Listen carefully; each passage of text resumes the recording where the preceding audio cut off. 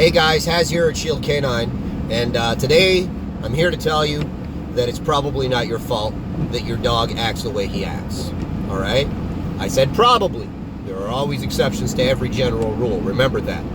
Now, what I mean by that is today I'm going to talk about genetics and breeding and the impact that that has on your dog's temperament and how important it is for you, whether you are looking to buy just a family pet or whether you are looking for your next high-performance sport dog or personal protection dog or working dog. Great dogs are born. They are not made, okay? I wish I could tell you otherwise. I refine great dogs with good training, and I bring out their greatness. But their greatness is inherent in the dog, or the goodness is inherent in the dog. It's the genetics of the dog. Similarly, when I get a dog that has bad genetics, you know, whether he's afraid of everything, whether he's fear aggressive, whether he's dog aggressive, whatever it is that he's got going on, I remove in my training. The goal of the training is to suppress the badness and enhance the goodness, because every dog obviously has elements of both. A very good quality genetics has very little bad and a lot of good, and bad quality genetics has a lot of bad and a little bit of good. So I think you guys are kind of getting the picture. Anyways, the reason why I'm shooting this is because I get so many people coming to me all the time, and they blame themselves and they're beating themselves up because they've been told by people that either don't know or are unscrupulous that it is their fault. And by unscrupulous, I'm referring to breeders.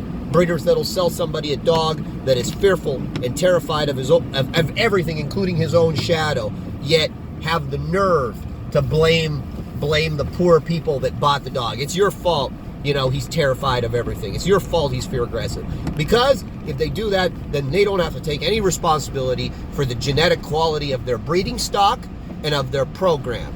And they don't have to, of course, give any kind of refund or any kind of assistance towards training or anything like that.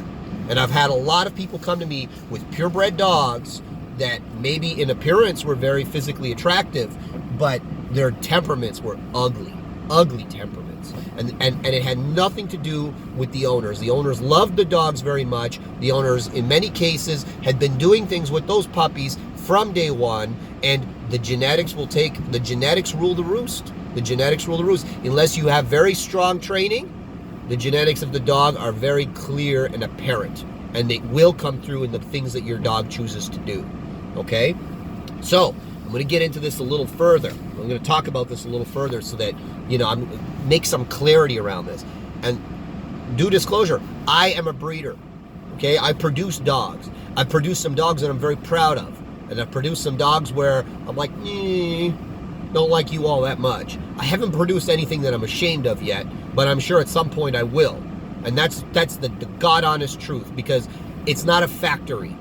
All right? We're not stamping the same thing over and over again. The goal is to make as much consistency as possible in your breedings, but the reality is, when you're fooling around with genetics, sometimes God throws you a curveball. And you know, you learn from it, and you're like, okay, I can't do that combination again. Or maybe that bloodline does not go with this bloodline. Or maybe that bloodline is just a garbage bloodline, and I don't ever want to use it again. So, let's talk about how you would select a breeder that will produce good temperament. So the most important thing you want to look for in any breeding is confidence. Forget everything else. Forget structure, forget health. Yes, I said health. Forget everything else. Confidence, that's the number one. That's numero uno, confidence. Okay? If you don't have a confident dog, I don't care how good looking he is, I don't care how healthy he is, it's going to be an uphill battle. Things that could have been easy are going to be hard. You know, for the most part, a confident dog you can do anything with, and you can take anywhere, and you can train him to do anything. Confidence is the most important thing that I look for in any breeding. Okay? After that is health. Obviously, we need the dog to be healthy. If the dog isn't healthy, the dog isn't going to live long. Or the dog is going to be expensive to keep because we're constantly going to the vet. Okay? To do whatever it is we got to do.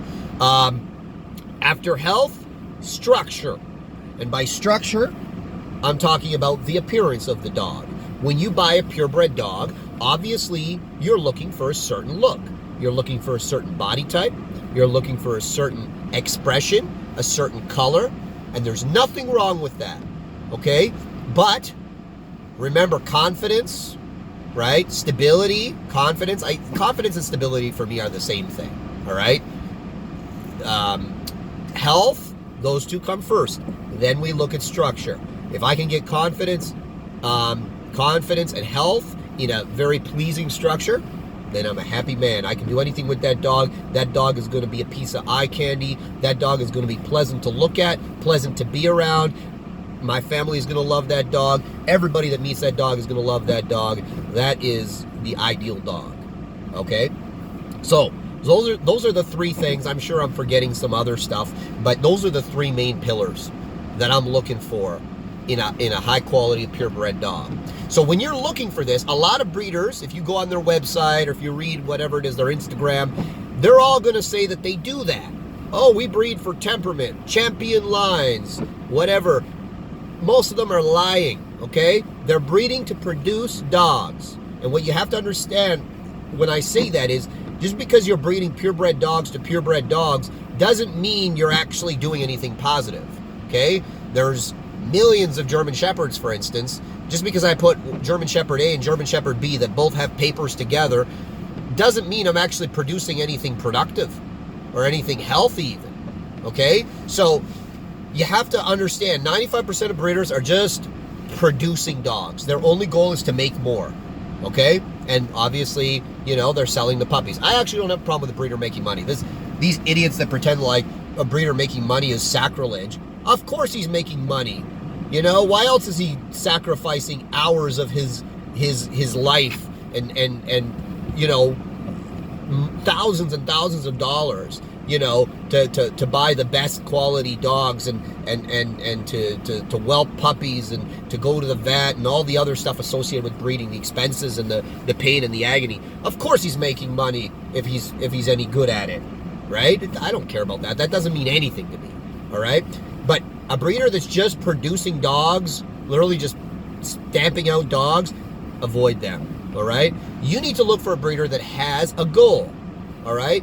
Not just a stated goal, but a demonstrated goal. So if you're looking for a show dog, because you want to go into the dog shows, maybe you want to show AKC, CKC, right? What you need to look for is a breeder that is producing dogs that are performing in that venue, okay? So if you're looking for a show dog, look for breeders that are actually in the show, winning shows, and they have their breeding stock doing well in the shows. If you're looking for a high-performance sport dog or working dog, look for a breeder, not who's just breeding working dogs, but is actually out there doing stuff. They can demonstrate. Oh, look, you know, like this is a competition I was in with my dog, or, you know, the last you know, a litter, half of them went to the police department. Here's videos of my dog working. And you can see the dogs and you can judge the dogs. And it's not stories, it's actual tangible evidence and proof. That's what you need to look for. So, if you remove breeders that are just producing dogs to produce dogs, you get rid of 95% of them. If you go to breeders that are specifically shooting for a goal, all right, then you've got a smaller pool. Then within that pool, you select, number one, breeders that have the type of dog that you're looking for in terms of structure, health, and confidence, okay? And then within that category, you'll find all of a sudden what was a huge wide pool is all of a sudden very narrow. And you might be choosing between 2 or 3 breeders, all right? So the genetic temperament of your dog is so important. I'm going to give you an example. I've produced puppies here. I live on a farm. Well, I don't live here yet. We will live here soon. But regardless, I keep my dogs on a rural property, okay? Sometimes I take them into town, but not very often. Puppies that I have here and that I've raised here and that have barely left the rural property. Like, they socialize with me, they socialize with my staff, they see people that come to the property, but they don't really get out very much, right? I will take them to the city just to kind of see what the genetics are showing me, and I'll just walk the dog through the city and I'll see his responses. It's like, oh, that startled you. How did you deal with that? Did your tail tuck? Did you hide behind me for an hour? Did you pee yourself? Or did you be like, whoa, what's that? And then you just, the puppy goes and investigates it. Are you the type of puppy that isn't afraid of anything, that's very happy and social and outgoing? Are you the type of puppy that's standoffish, a little bit shy, a little bit nervous, quick to startle, slow to recover? These are things that you look for, and this will tell you the temperament of the dog. Every time, and I'm going to tell you this, guys, people are always like, oh, give them time, they'll grow out of it. Nope. They'll grow out of it to a certain extent, maybe. And if you're a good dog trainer and you suppress the bad behaviors and enhance the good behaviors, you can hide the genetics of the dog, almost to the point where you forget what the genetics of the dog are. But you will see those genetics surface in times of stress. You will see those genetics resurface when the dog is surprised or when something new happens. You'll always see what the dog is. And if you know what you're looking for, you'll see what the dog is. Now, for you people that have pets, confidence is so important. Maybe drive isn't important to you. Maybe the amount of times, your dog's ancestors have won in the show ring aren't important to you. But the confidence, I'm guaranteeing you, is important. Imagine if you have a family pet that's not confident. The vast majority of behavioral problems that I get here are because the dog comes from lineage that does not carry much confidence. Or they've just literally been producing dogs to produce dogs, or they're just producing dogs for form, and they're completely forgetting the function of the dog. I'll give you an example. I've seen a lot of crappy King Corsos lately. I see these Corsos, and they're like huge, beautiful, big, muscular dogs, nice head on them. Terrified of everything. Dog aggressive. And he's not dog aggressive because he's ultra confident, alpha male type personality. He's dog aggressive because he's terrified of the other dog. And if he had his options, he would actually tuck his tail and run away. That's not a King Corso temperament. That's again, somebody just putting dogs together at the best, maybe because he thought that they looked good, but completely ignoring the temperament, the core temperament of the parents. So a lot of breeders here, you have to also understand, a lot of breeders don't know, or they're kennel blind, or they're in denial about why, about the dogs that they're using. No one, if you know me and if you've actually dealt with me and you've bought a dog from me or you've seen me talk about my dogs, you'll know that no one is more critical of my dogs than me. And the reason for that is I have to be brutally honest. I can't give them any benefit of the doubt.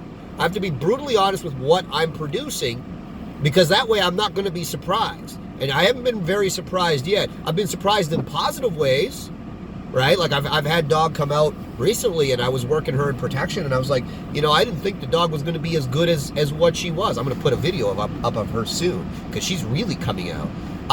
She was a confident dog and she was a happy dog, but she never really showed much drive, so I didn't think she was gonna have exceptional bite work. But she's really coming out. She if the handler applies herself, the dog can do very well in IPO, or even personal protection. Though I know she's not very interested in that.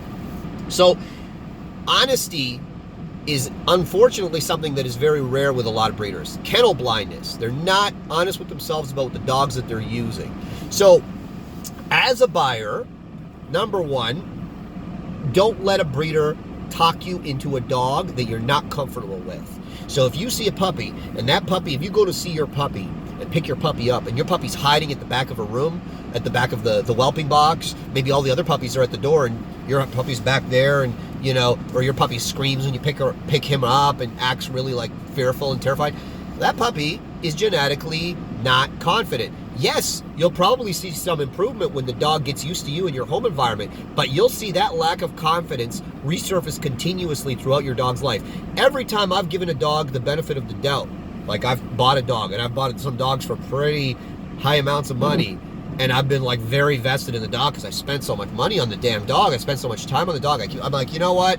Yeah, the dog isn't showing me what I want at 8 weeks. Let me see what it's like at a year and a half. I bet you it's going to be better.